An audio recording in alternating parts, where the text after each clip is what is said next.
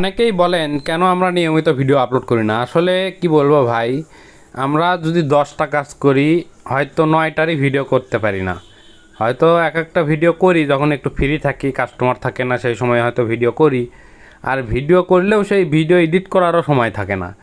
10টা ভিডিও করলে একটা ভিডিও এডিট করতে যে সময় লাগে ওই সময়টা বের করতে পারি না। হয় জন্য 1 দিন পর পর ভিডিও আপলোড করি। যখন হয়তো দেখা যাচ্ছে যে বসে আছি সকালবেলা, এই সময়ে কাজের একটু চাপ কম থাকে, দোকানে বসে আছি, সেই টাইমে একটু ভিডিও এডিট করি তারপরে ছাড়ি। তো যাই হোক, ভিডিও সবগুলোই তো করতে হবে, সবগুলোই ছাড়তে হবে এমন না।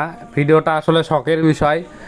তো অনেকেই ভিডিও করাকে অপছন্দ করেন যে এই টুকটাক ভিডিও কাজের আবার ভিডিও করতে হয়। তো এটা আসলে আমার শখের বশত ভিডিওগুলো করি, ভিডিও ছাড়ি।